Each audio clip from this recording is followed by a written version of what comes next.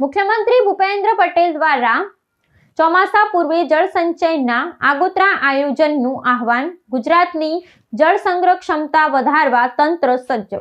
ગુજરાતમાં જળ સંચય ક્ષેત્રે અગ્રેસરતા જાળવી રાખવાના ઉદ્દેશ સાથે મુખ્યમંત્રી ભૂપેન્દ્ર પટેલે રાજ્યના તમામ જિલ્લા કલેક્ટરોને આગામી ચોમાસા પહેલા જળ સંચયના કામોનું સુચારુ અને આગોતરું આયોજન કરવા આહવાન કર્યું છે. ભારત સરકારના જલશક્તિ મંત્રાલય અને રાજ્ય સરકારના સંયુક્ત ઉપક્રમે આયોજિત જળ સંચય જન ભાગીદારી 2.0 અભિયાનની સમીક્ષા બેઠકમાં વિડીયો કોન્ફરન્સના માધ્યમથી સંબોધન કરતા તેમણે વરસાદી પાણીના મહત્તમ સંગ્રહ પર ભાર મૂક્યો હતો.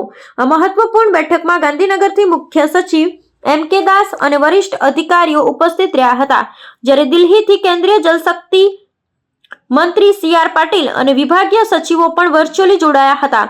મુખ્યમંત્રીએ બેઠકમાં સ્પષ્ટ નિર્દેશ આપ્યો હતો કે કેન્દ્ર સરકાર દ્વારા જળ સંચય જન ભાગીદારી યોજના અંતર્ગત રાજ્યને ફાળવવામાં આવેલી ₹553 કરોડની ગ્રાન્ટનો માર્ચ 2026 સુધીમાં સંપૂર્ણ ઉપયોગ થાય તે રીતે કામ હાથ ધરવી આવશ્યક છે. આ ઉપરાંત તેમણે દરેક ધારાસભ્યને મળતી ₹50 લાખની ગ્રાન્ટનો ઉપયોગ પણ જળ સંચય અને જળ સંગ્રહના કામો માટે થાય તે સુનિશ્ચિત કરવા પર ભાર મૂક્યો હતો.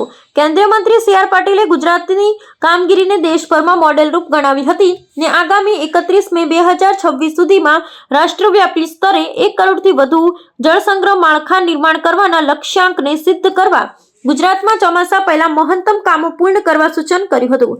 બેઠકમાં અગાઉની કામગીરીની સમીક્ષા કરતા નોંધવામાં આવ્યું હતું કે જળ સંચય જન ભાગીદારી એક અભિયાન હેઠળ ગુજરાતમાં 1,33,522 જેટલા જળ સંચયના કામો સફળતાપૂર્વક પૂર્ણ કરવામાં આવ્યા છે, જેમાં રેઇન વોટર હાર્વેસ્ટિંગ અને ખેત તલાવડી જેવા કામોનો સમાવેશ થાય છે.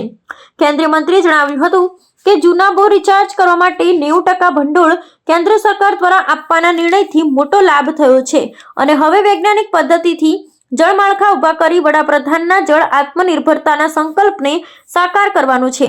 આ બેઠકમાં વિવિધ જિલ્લા કલેક્ટરોએ પોતાના વિસ્તારની પ્રગતિ અને ભવિષ્યના આયોજન અંગે વિગતવાર માહિતી રજૂ કરી હતી.